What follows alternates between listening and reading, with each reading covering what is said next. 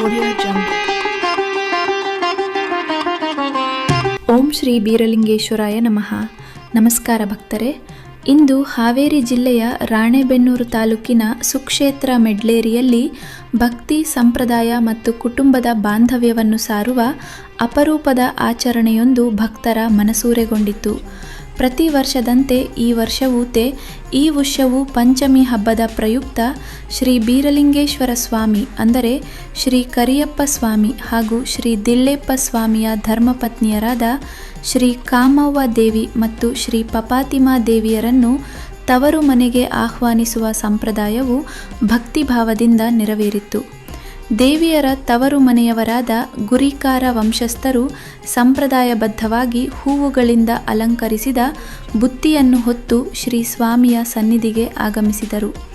ಈ ಬುತ್ತಿ ಕೇವಲ ಒಂದು ಕಾಣಿಕೆಯಲ್ಲ, ಇದು ತವರು ಮನೆಯ ಪ್ರೀತಿ, ಗೌರವ, ಭಕ್ತಿ ಮತ್ತು ಶತಮಾನಗಳಿಂದ ನಡೆದು ಬಂದಿರುವ ಪರಂಪರೆಯ ಸಂಕೇತವಾಗಿದೆ.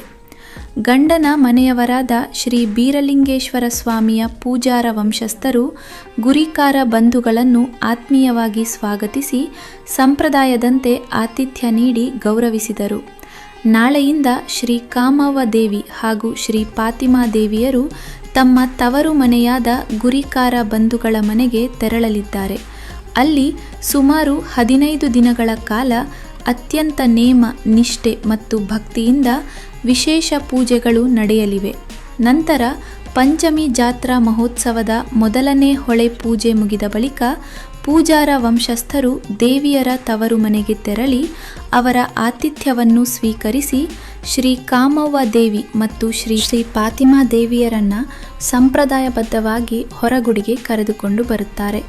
ಕುಟುಂಬದ ಬಾಂಧವ್ಯವನ್ನು ದೇವತಾ ಆರಾಧನೆಯೊಂದಿಗೆ ಬೆಸೆದಿರುವ ಇಂತಹ ಅಪರೂಪದ ಸಂಪ್ರದಾಯಗಳು ಇಂದಿನ ಕಾಲದಲ್ಲಿ ಅತ್ಯಂತ ವಿರಳ. ಶತಮಾನಗಳಿಂದ ಪೂಜಾರ ವಂಶಸ್ಥರು ಮತ್ತು ಗುರಿಕಾರ ಬಂಧುಗಳು ಈ ಪವಿತ್ರ ಪರಂಪರೆಯನ್ನು ಯಾವುದೇ ವ್ಯತ್ಯಾಸವಿಲ್ಲದೆ ಮುಂದುವರಿಸಿಕೊಂಡು ಬರುತ್ತಿದ್ದಾರೆ. ಈ ಸಂಪ್ರದಾಯ ಕೇವಲ ಒಂದು ಆಚರಣೆಯಲ್ಲ, ಇದು ನಮ್ಮ ಸಂಸ್ಕೃತಿಯ ಹೆಮ್ಮೆ, ನಮ್ಮ ಪೂರ್ವಜರ ಪರಂಪರೆ ಮತ್ತು ಭಕ್ತಿಭಾವದ ಜೀವಂತ ಸಾಕ್ಷಿಯಾಗಿದೆ. ಶ್ರೀ ಬೀರಲಿಂಗೇಶ್ವರ ಸ್ವಾಮಿಯ ಕೃಪೆ ಸಮಸ್ತ ಭಕ್ತರ ಮೇಲೂ ಸದಾಕಾಲ ಇರಲಿ. ಓಂ ಶ್ರೀ ಬೀರಲಿಂಗೇಶ್ವರಾಯ ನಮಃ.